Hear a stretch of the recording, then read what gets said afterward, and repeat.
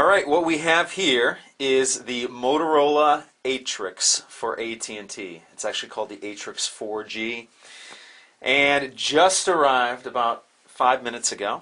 And it is Monday around 1:30. And I'm going to open this thing up because I'm excited and I want to try it out. So let's get started here.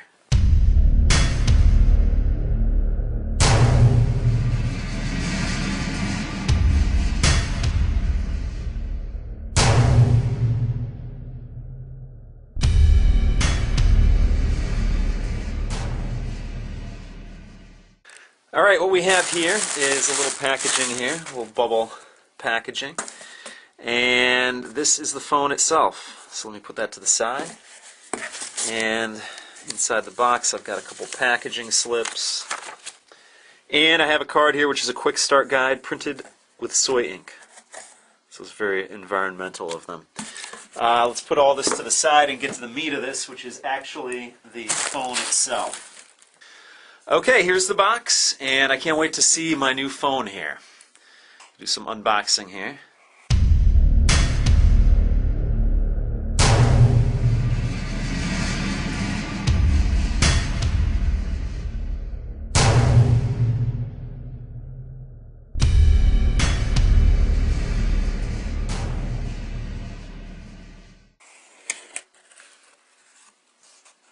Alright, it says welcome to AT&T.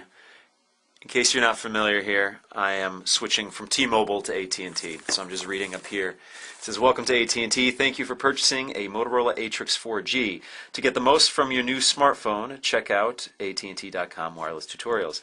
Be sure to select manufacturer Motorola and model Motorola ATRIX 4G from the drop-down menus. And in here we have a quick start guide. And the phone itself.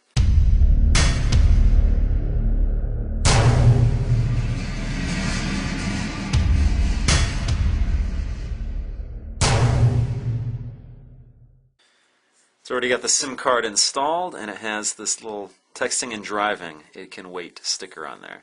It's very thin. It's very cool. So you can see that there. I'm going to show you in my next video, I'm going to show you how it stacks up next to my Nexus 1 phone.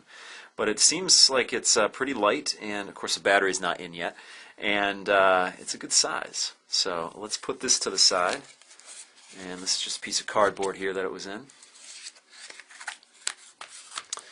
Alright, what we have here is the back of the phone. We'll put that on in a second.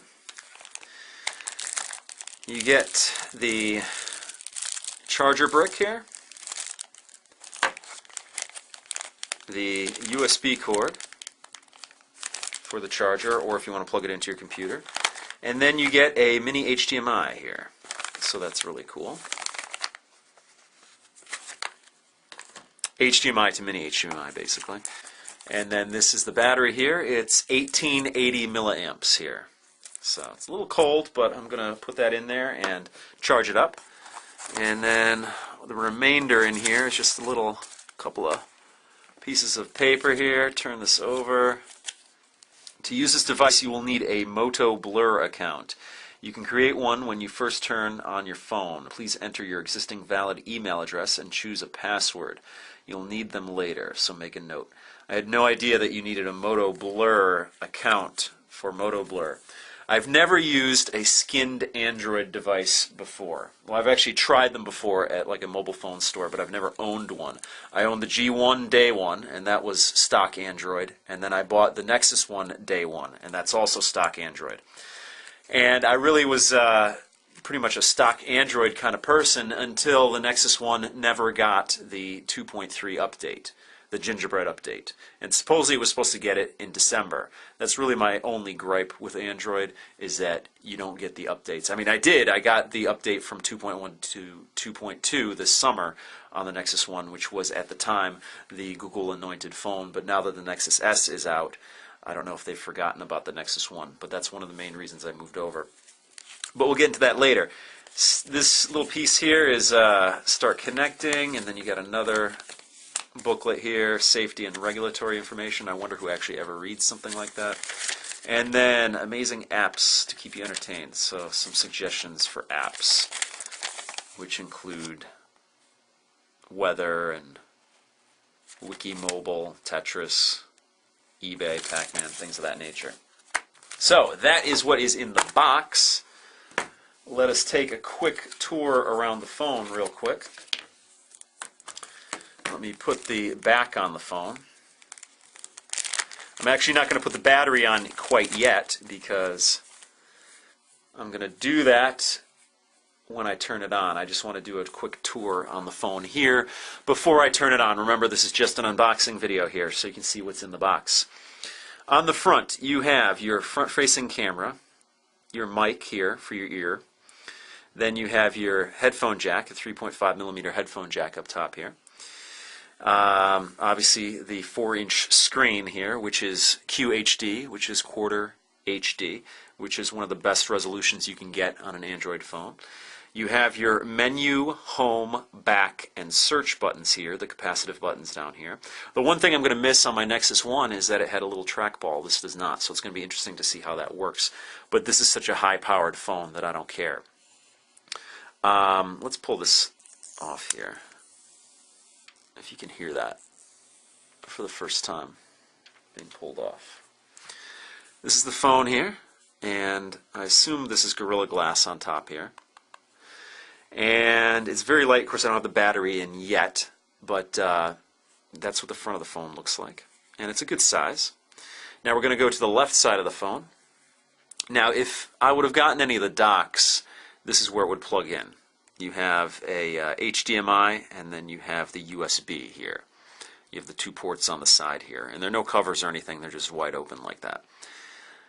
I didn't get any of the docks because I thought they're a little overpriced, basically. I thought that the laptop dock, I know it's new technology, and whenever something's brand new, it's more expensive, so I understand that, and Motorola wants to make some money on that, so I understand that too. But the laptop dock is basically a screen and a battery, and some electronics inside of there, but there's no CPU in there, there's nothing other than that. It's just a shell basically to plug this phone into, and it's a $500 dock on its own. If I would have gotten it with this, it would have been $300 on top of that, and I think that's just a little too pricey. I think it's just a little ridiculous. I would have gotten it had I not had a Chrome OS notebook, a regular laptop, and later on this week I will be getting the Motorola Zoom tablet. So for my money, I just didn't think it was worth buying the laptop dock, although I think it's the coolest thing, and I would love to get it maybe sometime down the line when it comes down in price a little bit. Also, the regular dock where you can just dock it and use it as a desktop, attach it to a monitor and a keyboard and a mouse.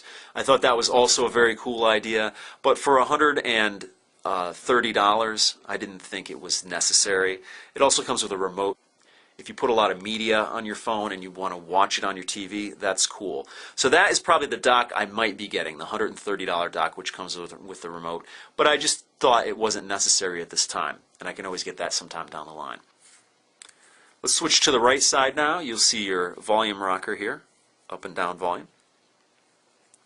And the top of the phone is where your power button is. And this power button, we'll get to it in a second, but it also doubles as a fingerprint scanner. And like I said, on the top, you have your 3.5mm headphone jack. The bottom of the phone, there's nothing on the bottom here. Okay. Now the back of the phone, I'm going to pull this off in a second, but you have your camera, which is a 5-megapixel camera, and it has an LED flash here. It actually looks like there are 2 LEDs there, which is good. And you have what looks to be a noise cancellation mic here. And you have your speaker down here for speakerphone, and I would imagine your media that you play. And down here is your actual mic for when you speak on the phone here. Okay. On the back, like I said, you have your power button here, which you push in, or you can use it as your fingerprint scanner, so you would swipe your fingerprint on there in case you want to use that for security reasons, which I think I'll be using at some time down the line. Now I'm going to peel this off. Basically, it just tells you how to power up and lock and unlock your phone. Press to hold for the power, and you can like I said, use the fingerprint scanner on it. Then down here to remove the battery door, you, I guess, do it from the top first and then pull it down. But I'll just keep this sticker so I can reference it later, but I want to peel it off so you can take a look at the back of the device here. Back of the device, it's a plastic, you can hear that, a plastic back here with the AT&T branding and the Moto Blur branding here, and it's sort of got a carbon fiber look to it, which is kind of cool. Very nice, sleek looking phone, and I can't wait to power it up because this thing is a beast. So check out my other videos that I'm going to do on this device. I'm going to do several of them, and I will see you on my next video.